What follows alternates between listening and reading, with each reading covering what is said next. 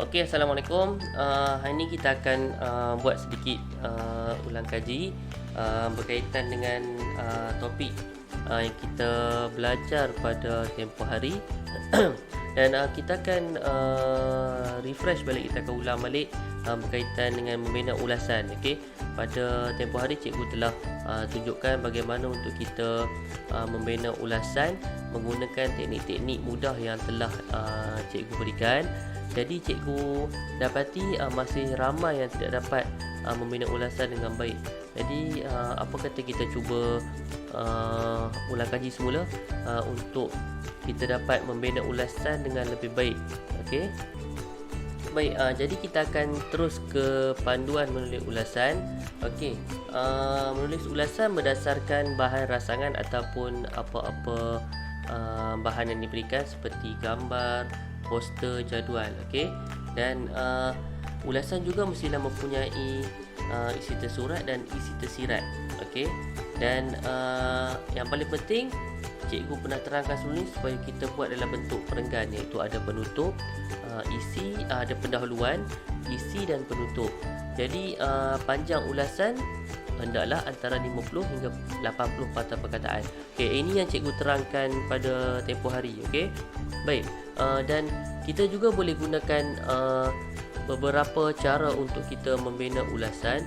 Okey, dengan kita gunakan teknik pasak yang cikgu ada terangkan, dan kita juga ada beberapa teknik yang lebih mudah, okey, untuk kita membina ulasan menggunakan jadual yang cikgu pernah tunjuk sebelum ni. Jadi kita juga akan melihat langkah-langkah menulis ulasan. Kita akan tengok balik langkah-langkah dengan ataupun langkah-langkah yang sesuai lah. Okey, baca teliti soalan, kemudian cari isi tersurat. Okey, cari isi tersurat. Okey, menulis ulasan dengan masukkan penanda wacana. Okey, antaranya di samping itu, selain itu, lagi apa lagi?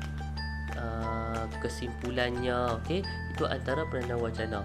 Jadi selepas kita dah selesai membina ulasan, kita semak balik kita punya ulasan. Okey, seperti kita cikgu beritahu tempoh hari, kita ada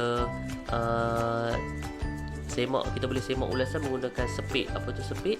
Lihat struktur ayat, ejaan, pemilihan kata, imbuhan dan tanda baca. Okey, sebenarnya mudah je untuk kita bina ulasan kalau kita betul-betul ikut teknik yang cikgu telah berikan sebelum ni. Okey, ini teknik mudah untuk membina ulasan yang cikgu terangkan tempoh hari. Okey, terdapat beberapa contoh. Okey, kata bantu, nilai murni, kata hubung, huraian dan penanda wacana. Okey, ini teknik yang amat mudah untuk kita membina ulasan. Okey, contohnya cikgu dah terangkan dah itu. Okey, gambar menunjukkan, okey, gambar menunjukkan suasana hari kanak-kanak di Sekolah Kebangsaan Seri Indah. Okey, gambar menunjukkan suasana hari kanak-kanak di SK Seri Indah. Okey, titik. Okey, terdapat pelbagai aktiviti yang dilakukan sepanjang hari kanak-kanak. Titik. Okey, itu pendahuluan. Baik, tempoh hari cikgu telah berikan tugasan untuk membina ulasan menggunakan modul yang telah guru-guru edarkan, dan cikgu dapati ramai yang tidak boleh menulis ulasan dan masih tidak menghantar tugasan. Jadi cikgu ulang semula topik ini untuk memastikan kamu dapat membina ulasan minima yang mungkin. Okey, kita cuba untuk kamu bina juga ulasan. Baik, tajuk ulasan yang cikgu dah bagi hari itu tempoh hari berkaitan dengan cara-cara mencintai negara. Okey, cara-cara mencintai negara. Kalau kita lihat ada 4 isi tersurat yang telah diberikan. Okey, antaranya menghargai harta benda awam, seterusnya menghormati jalur gemilang, yang ketiga meraihkan hari kemerdekaan, dan yang keempat menghayati sejarah Malaysia. Okey, kalau kita lihat ada 4 isi tersurat, dan bagaimana kita nak dapatkan isi tersirat? Okay, isi tersirat kita perlu keluarkan daripada isi tersurat yang ada. Contoh dia, menghargai harta benda awam. Okey, harta benda awam, isi tersurat. Okey, apa isi tersirat yang boleh kita perolehi?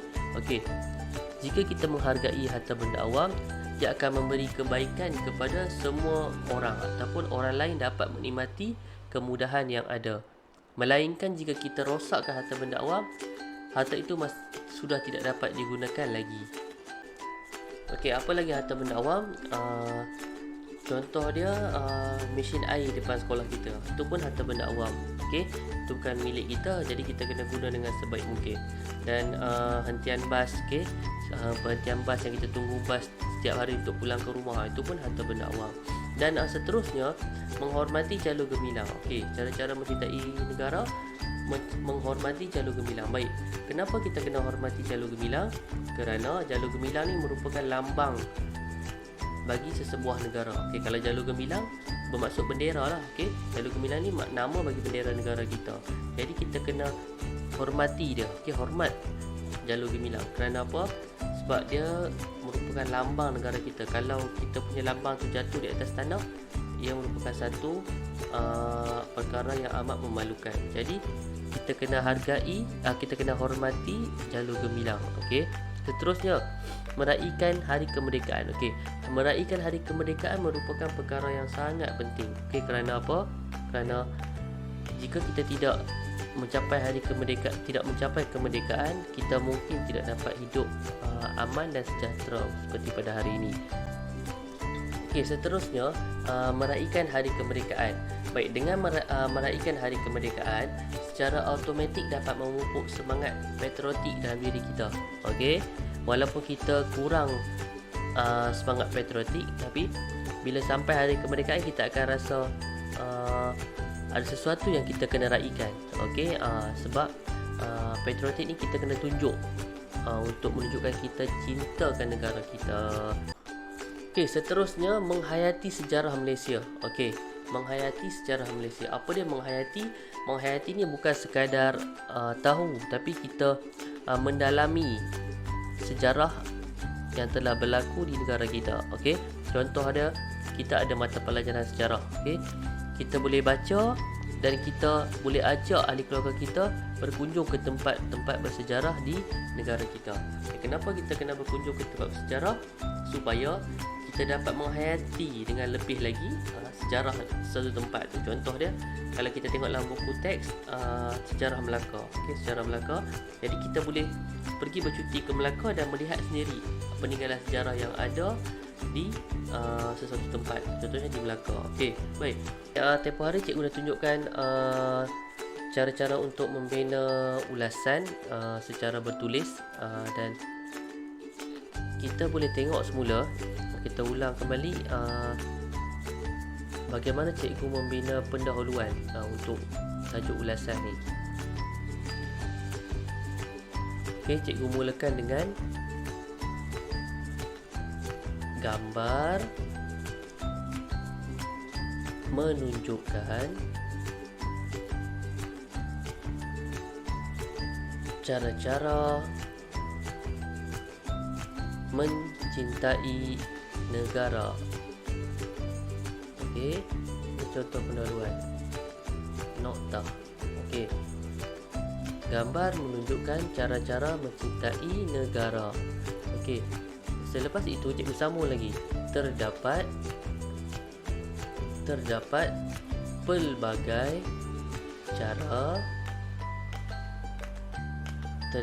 pelbagai cara yang boleh dilakukan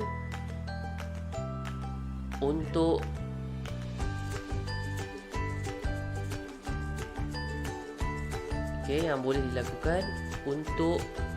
menunjukkan kecintaan kita kepada negara.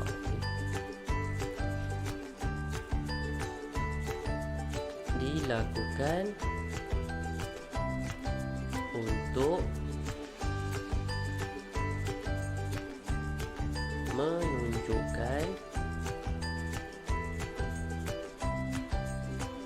membuktikan kecintaan kita kepada negara. Okey. Okey, seterusnya cikgu terus mula menulis isi. Antaranya kita mestilah ini yang cikgu tunjuk tempoh hari. Kamu boleh tengok balik dan cuba buat semula ulasan berdasarkan modul yang cikgu berikan. Kita mestilah menghargai harta benda awam.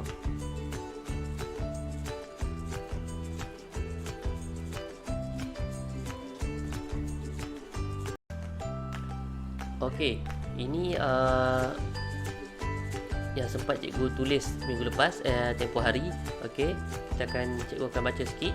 Gambar menunjukkan cara-cara mencintai negara.